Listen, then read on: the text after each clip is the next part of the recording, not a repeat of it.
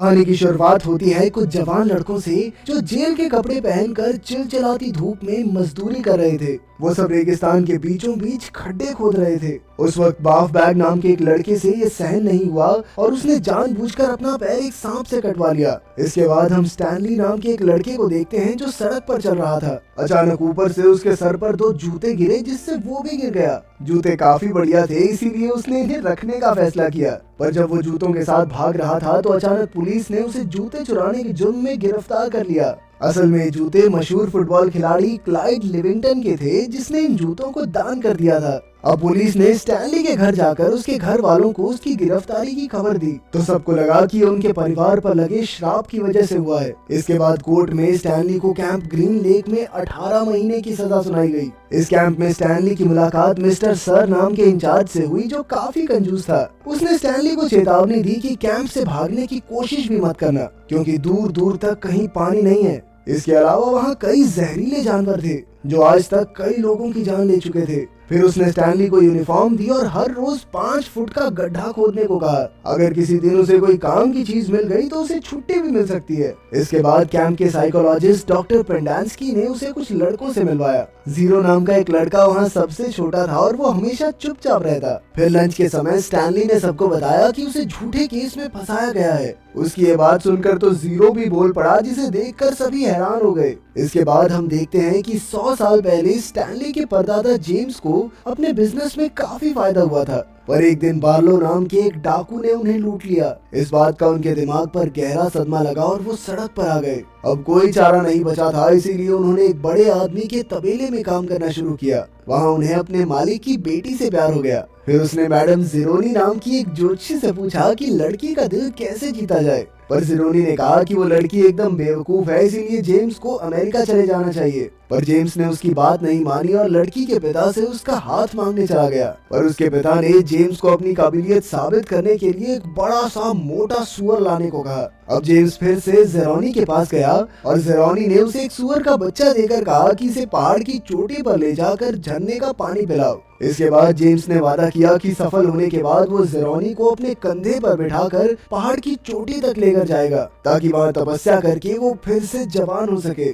आखिरकार सुअर बड़ा हो गया और जेम्स लड़की के पिता के पास पहुंचा, लेकिन वो लड़की तो सच में बेवकूफ निकली और एक अधेड़ उम्र के आदमी को पसंद करने लगी। ये देखकर जेम्स गुस्से में आकर अमेरिका की ओर निकल पड़ा, लेकिन इस चक्कर में उसने जेरोनी से जो वादा किया था वो भूल गया। उसकी इस हरकत से जेरोनी को बहुत गुस्सा आया और उसने जेम्स के पूरे खानदान को ही श्राप दे दिया। वहीं जब स्टैनली कैंप में काम कर रहा था तो अचानक उसे एक प्राचीन पत्थर मिला जो उसने तुरंत ही काउंसलर को दिखाया, पर उन्हें पत्थरों में कोई दिलचस्पी नहीं थी। 100 साल पहले वहाँ पर वार्डन के दादा ट्राउट वॉकर का ही राज था। वहीं पास में रहने वाला सैम नाम का एक लड़का प्याज बेचता था और उसे कैथरीन नाम की एक टीचर से प्यार हो गया। इधर कैंप में स्टैनली एक्सरे और उसके साथियों के ग्रुप में शामिल हो गया और उसे केवमैन का नाम दिया गया। एक दिन उसे अपनी माँ का खत मिला जिसकी कहानियाँ पढ़कर वो बहुत खुश हुआ।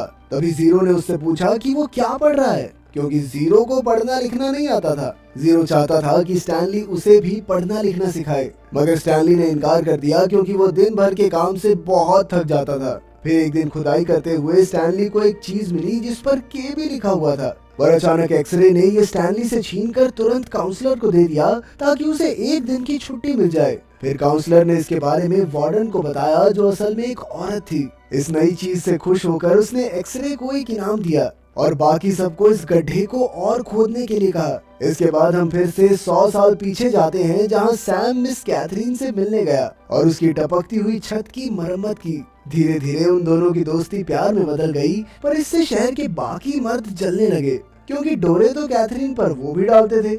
एक दिन ट्राउट वॉकर ने कैथरीन से बात की पर कैथरीन ने उसे भी भाव नहीं दिया। फिर कुछ दिन बाद ट्राउट ने सैम और कैथरीन को एक दूसरे को चूमते हुए देख लिया और गुस्से में आकर उसने कैथरीन का पूरा स्कूल ही जला डाला। जब कैथरीन ने पुलिस में शिकायत की तो इंस्पेक्टर ने भी उसका फायदा उठाने की कोशिश की। इंस्पेक्टर ने कहा कि सैम ने गोरी लड़की के साथ संबंध बनाए हैं और इस जुर्म के बदले उसे सजाए मौत सुनाई जाएगी। कैथरीन तुरंत ही सैम को ये बात बताने के लिए भागी, लेकिन तब तक सैम की कश्ती में किसी ने उसे गोली मार दी थी। इससे कैथरीन को इतना गहरा सदमा लगा कि उसने सैम की मौत का बदला लेने की ठान ली। जल्द ही उसने इंस्पेक्टर को गोली मारकर उसके चेहरे को चूम लिया। इसके बाद वो कई अमीर ठेकेदारों को लूटने लगी और जाने से पहले उन्हें चूम कर जाती, जिसके बाद वो किसिंग केट बार्लो के नाम से मशहूर हो गई। वहीं सैम की मौत के बाद से उस शहर में कभी बरसात नहीं हुई। वर्तमान समय में एक दिन मिस्टर सर लड़कों के लिए पानी लाए तो मैग्नेट नाम के एक लड़के ने बीजों से भरा हुआ एक बैग चुरा लिया।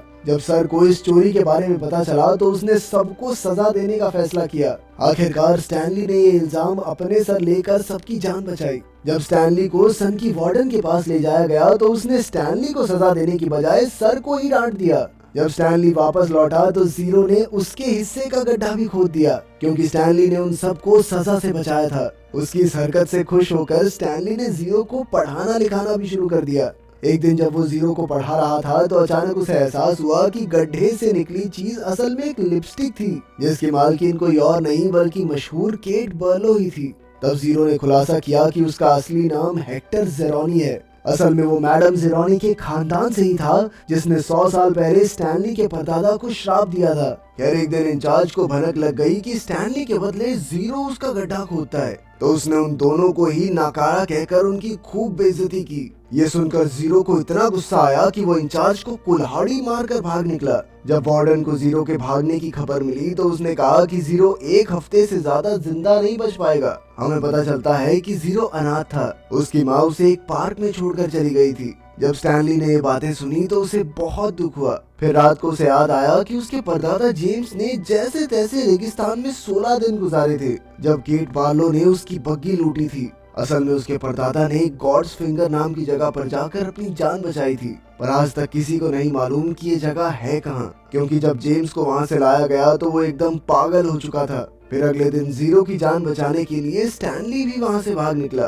कई घंटे तक रेगिस्तान में भटकने के बाद उसे कश्ती के नीचे जीरो मिला। जीरो ने बताया कि उसे कश्ती में अचार के डब्बे मिले, जिस वजह से वो जिंदा रह पाया। ये कश्ती भी कैथरीन के प्रेमी सैम की ही थी। इसके बाद उन दोनों को काफी दूर इंसान के अंगूठे जैसी पहाड़ की चोटी दिखी। जल्द ही स्टैनली को एहसास हुआ कि यही गॉड्स फिंगर पहाड़ी है। अब वो दोनों जैसे तैसे पहाड़ चढ़ने लगे, लेकिन आधे रास्ते में जीरो थककर चूर हो गया, पर स्टैनली ने उसका हाथ नहीं छोड़ा और उसे कंधे पर उठाकर चोटी तक ले गया। इसी तरह उसने अनजाने में मैडम जेरोनी के पड़पोते को चोटी तक पहुंचाकर अपने परदादा का वादा पूरा कर दिया। चोटी पर पहुंचकर उन्हें पानी का झरना मिला जहां सैम प्याज उगाता था। इसी के साथ कोर्ट ने स्टैनली को बेकसूर घोषित कर दिया और स्टैनली की वकील उसे कैंप में लेने पहुंची, पर वार्डन ने उसे बताया नहीं कि स्टैनली भाग गया है। इसके बाद अगले दिन जीरो ने स्टैनली को सच बता दिया कि स्टैनली उसी की वजह से कैंप में आया है। असल में वो जीरो ही था जिसने दुकान से जूते चुराए थे, पर जब पुलिस उसके पीछे पड़ गई तो उसने जल्दबाजी में जूते पुल से नीचे फेंक दिए,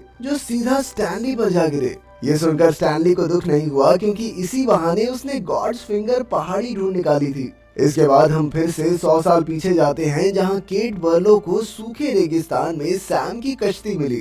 केट वहीं बैठकर अपने प्रेमी को याद करने लगी, पर तभी ट्राउट वॉकर और उसकी पत्नी वहां पहुंचे। उन्होंने केट पर बंदूक तान कर उसे सारा लूटा हुआ पैसा उनके हवाले करने को कहा, पर केट ने अपना मुंह नहीं खोला और जल्द ही एक पीली छिपकली ने उसे काट लिया, जिससे वो मारी गई। उस दिन के बाद से ट्राउट वॉकर का खानदान इस रेगिस्तान में गड्ढे खोदकर केट बार्लो का खजाना ढूंढने में लगा है। इधर असलियत में स्टैनली और जीरो भागते हुए कैंप में वापस आ गए और वो सीधा उस गड्ढे पर पहुंचे जहां उन्हें कैट बार्लो की लिपस्टिक मिली थी। आखिरकार वहां खुदाई करने के बाद उन्हें कैट बार्लो का मशहूर खजाना मिल ही गया, पर तभी वार्डन और मिस्टर सर ने वहां आकर खजाने पर कब्जा कर लिया। लेकिन अचानक वो पीछे हट गए जब उन्होंने देखा कि खजाने के ऊपर पीली जहरीली छिपकलियां लिपटी हुई थी। वार्डन अगली सुबह तक छिपकलियों के हटने का इंतजार करती रही ताकि वो खजाना चुरा सके।